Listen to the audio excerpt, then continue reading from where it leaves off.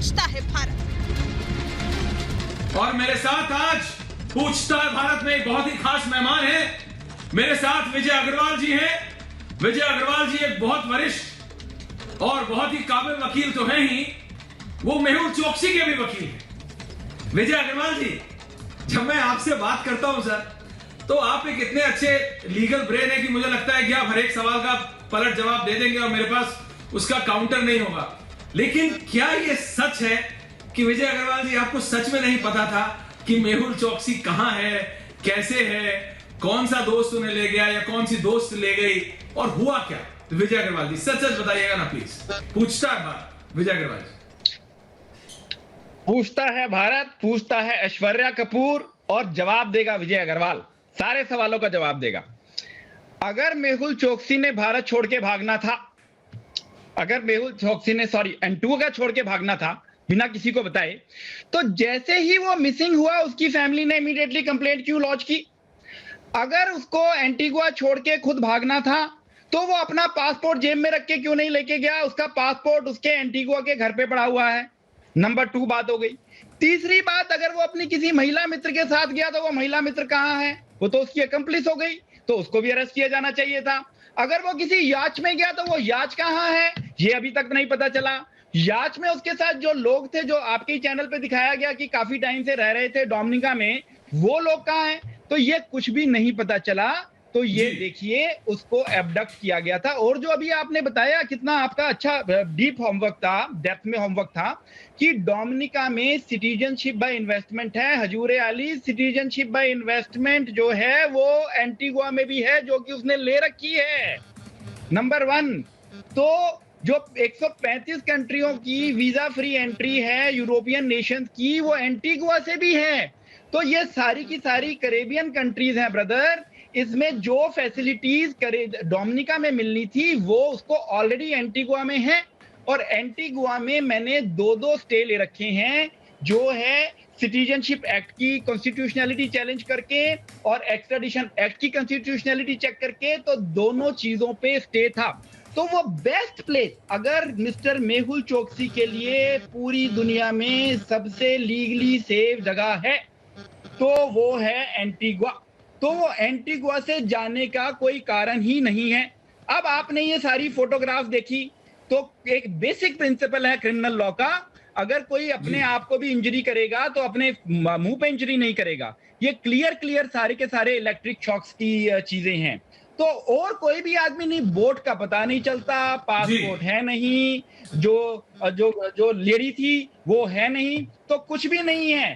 तो आप ये तो आज जो कह रहे हैं पूछता है भारत, ये तो भारत को भी कई जगह इंटरनेशनल कोर्ट में जवाब देने पड़ेंगे।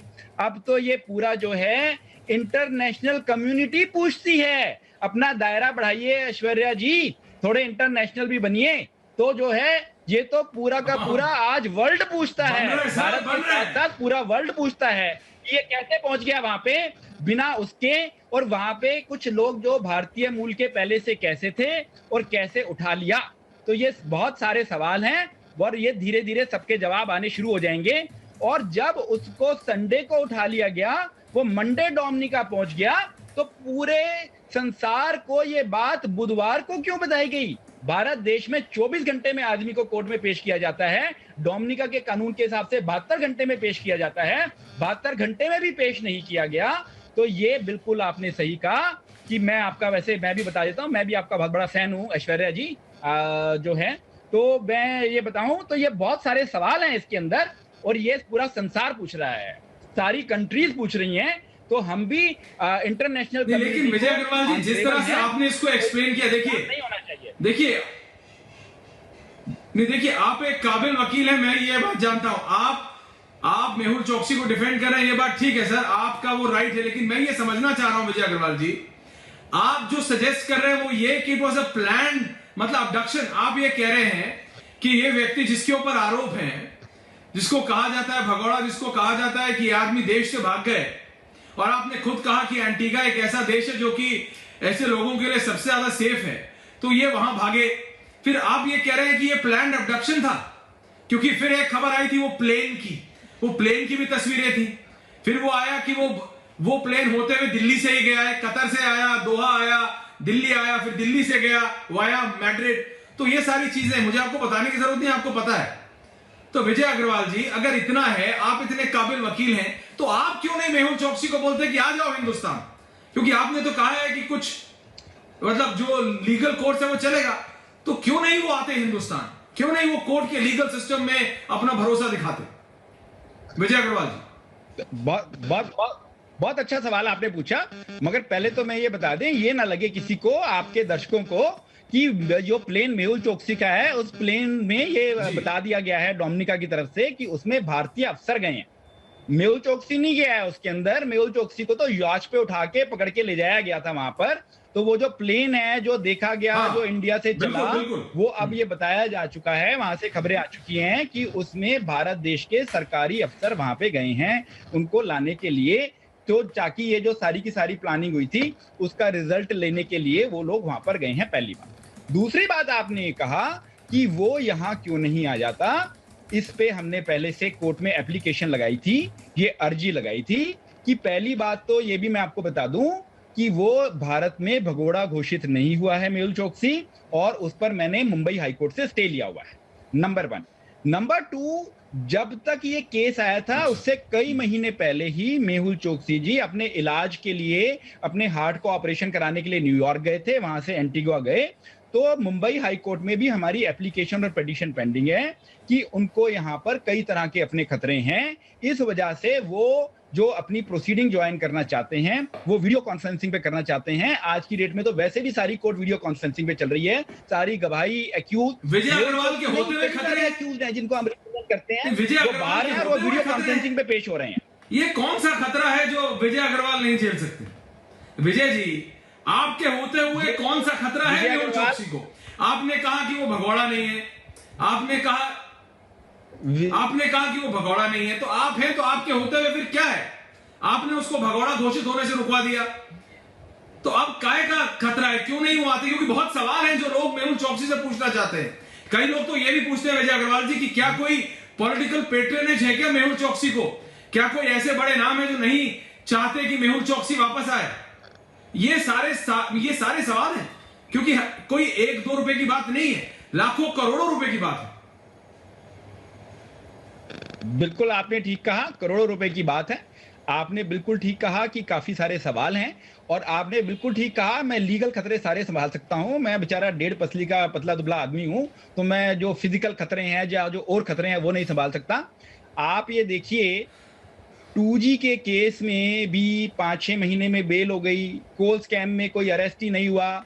इस केस में जो इवन एम्प्लॉइज हैं उनकी 2-2 साल से बेलें नहीं हुई हैं। तो आप ये समझिए, तो कोई भी आदमी आने से पहले हर एक आदमी अपनी लीगल राइट्स और लीगल रेमेडी एक्सप्लोर करना चाहता है। कोई भी आदमी पर अगर मुकदमा बन जाएगा तो वो पहले अपनी लीगल रेमेडीज और लीगल राइट्स एक्सप्लोर करेगा। वो सीधा जाके छाती तान के नहीं खड़ा हो जाएगा पुलिस के सामने कि हाँ जी लाओ जी मेरे को बताओ मेरे से क्या पूछना है। हर एक आदमी अपनी लीगल रेमेडी अवेल करेगा। इवन सुप्रीम कोर्ट की जजमेंट है कि मुकदमा होने के बाद एब्सकॉन्डेंस इज अ नेचुरल रिएक्शन। और इस केस में तो जब एंटीगुआ ने अपनी इनको सिटीजनशिप दी तो उन्होंने भारत सरकार में कागज भेजे। उन्होंने भारत सरकार से पूछा कि आप बताइए मेहुल चोकसी पे कोई केस है क्या, आप मुझे बताइए मेहुल चोकसी इंडिया में वांटेड है क्या। भारत सरकार ने वहां सर्टिफिकेट लिख के दिया कि आपके इनके सिटीजनशिप देने पर हमें आपत्ति नहीं है, इन पर कोई केस नहीं है। देखिए विजय अग्रवाल जी, जब तक ये आपत्ति, मैं आपसे लीगैलिटी में तो जीत नहीं सकता, कर देता तो मैं सिर्फ इतना कह रहा हूं कि भारत की जनता देखिए विजय अग्रवाल जी, मैं आपसे लीगली तो कुछ जीत नहीं सकता। आपने कहा आप 1.5 पसली के हैं, लेकिन जब आप काउंटर करते हैं तो लीगली तो मैं कर नहीं सकता। मैं सिर्फ इतना जानता हूं कि मेहुल चोकसी के ऊपर आरोप है लाखों करोड़ों रुपए के, बैंक से फ्रॉड के। यह है कि उन्होंने बैंक का पैसा वापस नहीं किया और वो पैसा भारत की जनता का है। और अगर ऐसा है तो उन्हें भारत का लीगल सिस्टम फॉलो करने में क्या डर है आपको? अगर वो नहीं मान रहे तो आपको उन्हें मनाना चाहिए और आपको कहना चाहिए कि आओ, क्योंकि बहुत सवाल है। जनता का पैसा, करोड़ों रुपए, बैंक के पैसे वापस नहीं किए गए। वो डायमंड्स का जो फेक का है वो तो एक अलग चीज है, वो सब इन्वेस्टिगेशन होगा। लेकिन भारत की जनता का पैसा कोई लेके बैठेगा एक देश से दूसरे देश से तीसरे देश, ये कैसे ठीक है विजय अग्रवाल जी? ये देखिए ऐश्वर्या जी, आपको मैं ये जानकारी में बताऊं, मेरे हिसाब से जितना बैंक का पैसा है करीब करीब उतना पैसा इंडिया में ईडी ने अटैच कर लिया है। तो अगर वो भारत के कानून में थोड़ी सी कुछ प्रॉब्लम है अभी, क्योंकि ये नया नया लॉ है एनफोर्समेंट डायरेक्टरेट का, तो अगर वो पैसा बेचा, अगर वो जितना सामान और जितनी प्रॉपर्टीज और जितनी ज्वेलरी सीज की गई है अगर वो बेची जाए तो भारत सरकार का काफी पैसा रिकवर हो सकता है। ये वाली बात हुई। नंबर 2, हम ये समझें हमारा जो सिस्टम है इंडिया का, हम वेलफेयर स्टेट हैं और हमारा एडवर्सेरियल सिस्टम नहीं है। यहाँ पर एक जो एक्यूज है उसको प्रिज्यूम्ड इनोसेंट किया जाता है जब तक उसको गिल्टी ना करार दे दिया जाए। तो मेहुल चोकसी भारत में एक्यूज है, कन्विक्ट नहीं है, वो मुलजिम है, मुजरिम नहीं है भारत देश में। वो तो जो है वो उसने अपना पहले तो एंटीगुआ में रहा, उसने एंटीगुआ की सिटीजनशिप ले ली, भारत ने वहां पर अपनी नो ऑब्जेक्शन दे दी। अब वहां से हर तारीख पे उसके वकील मेरी फर्म से इंडिया में पेश होते हैं। इंडिया में कोई केस ऐसा नहीं है जिसमें मेहुल चोकसी को रिप्रेजेंट नहीं किया जाता।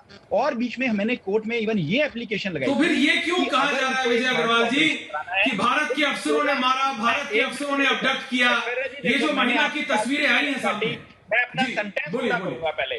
मैं देखो आपकी बात बोलिए अपना सेंटेंस जरूर पूरा करूंगा। बोलिए सर, बोलिए सर। जो हार्ट की सुन रहा है, जो हार्ट की कंडीशन है वो ऐसी भी है कि 14 घंटे ट्रैवल करने की प्रॉब्लम है। तो हमने बीच में कोर्ट में ये भी एप्लीकेशन लगाई थी कि उनको इंडिया के कंसेंट से मियामी भेज दिया जाए, वो अपना इलाज कराएं और उसके बाद एयर एम्बुलेंस भेज के बेशक से इंडिया में बुला लिया जाए। तो मगर वो कोर्ट में फिर डेट आगे लग गई और फिर उसके बाद ये कोरोना शुरू हो गया तो कोर्टें चलनी ही बंद हो गई।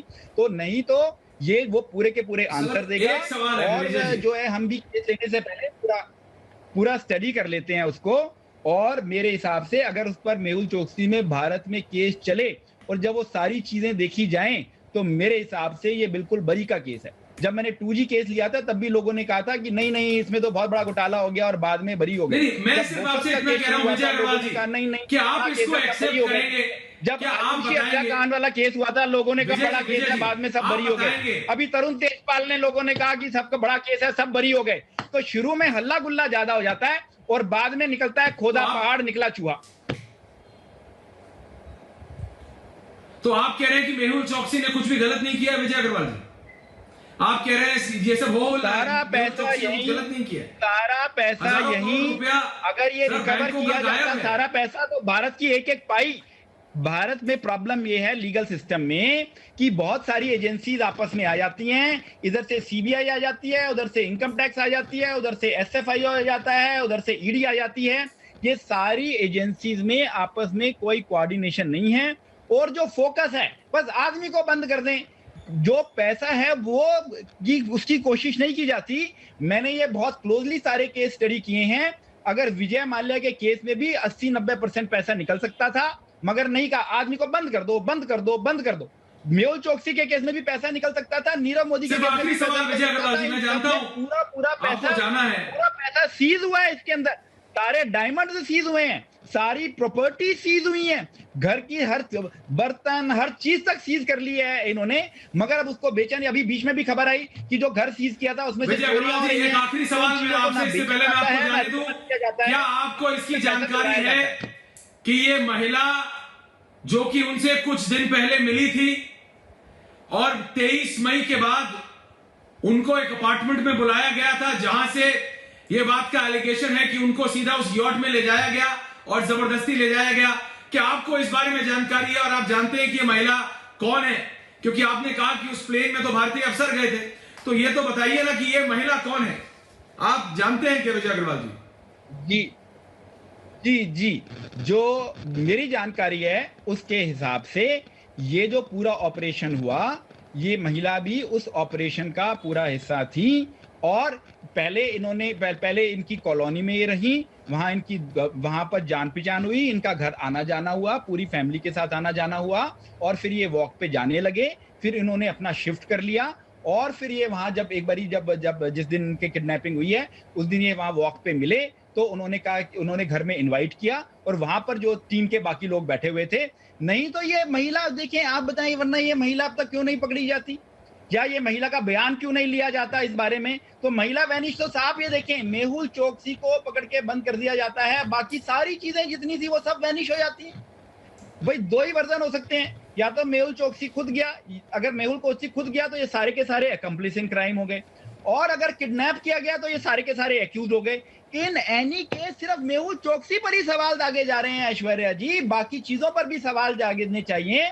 तो आप तो इतने अच्छे सवाल पूछते हो, क्योंकि भारत की जनता ये जानना चाहती है विजय अग्रवाल जी चाहिए कि वो लेडी कहाँ गई, वो यॉच कहाँ गई, भारत के ले जाने वाले कहाँ गए, पासपोर्ट घर पे कैसे रह गया। नहीं, लेकिन आखिरी सवाल आप जा रहे हैं, ये बताइए मेहुल चोकसी भारत आ रहे हैं कि नहीं जी। आप उन्हें ये एडवाइस करेंगे कि नहीं कि भारत आ जाओ।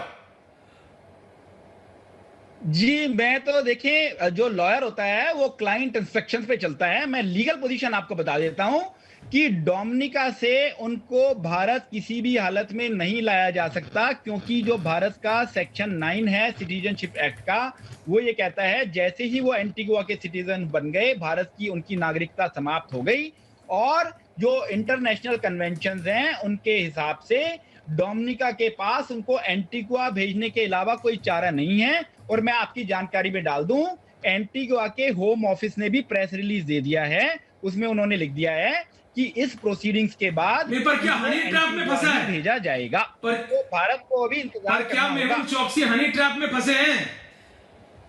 क्या मेहुल चोकसी हनी ट्रैप से फंसे गए हैं? आप ये कह रहे हैं, आप जा रहे हैं, मेरे को पता है पूरा पैनल मेरे साथ वेट कर रहा है, लेकिन एक आखिरी सवाल विजय अग्रवाल जी बताइए, हाँ या ना, हनी ट्रैप में फंसे हैं मेहुल चोकसी? नहीं, इसमें तो मुझे नहीं पता था कि इसमें क्या हनी था और क्या स्वीट था, मगर मैंने ये बताया जो मेरी जानकारी है वो फैमिली फ्रेंड थी। जैसे शाम को आप भी कभी वॉक करने जाते हैं तो जो चाहे महिला हो चाहे पुरुष हो, वॉक करने वालों में आपस में जान पहचान हो जाती है और बातें करते करते लोग इकट्ठे वॉक कर लेते हैं। सिर्फ इतना ही था। तो पहले उनकी वॉक पे जान पहचान हुई और फिर किसी ने इनवाइट किया तो वो वहां चले गए। तो आप इसको महिला जाल कहें और हनी ट्रैप कहें, तो मैं तो इसको इन शब्दों का इस्तेमाल नहीं करूंगा, क्योंकि मेरे को जो इन्फॉर्मेशन है इनके महिला नहीं करूंगा। ठीक, बहुत बहुत धन्यवाद विजय अग्रवाल जी आपका। लेकिन मैं यही कहूंगा, आपकी जब मेहुल चोकसी से बात हो तो बोलिएगा पूछता है भारत की कब आ रहा है मेहुल चोकसी। आना पड़ेगा, क्योंकि भारत छोड़ेगा नहीं भारत की सरकार। आप देखिए भारत की सरकार समझ रही है, भारत पूछता है, उनको आना पड़ेगा। उनके ऊपर एलिगेशन जो है ना करोड़ों रुपए के, वो तो वापस करना है। ये बात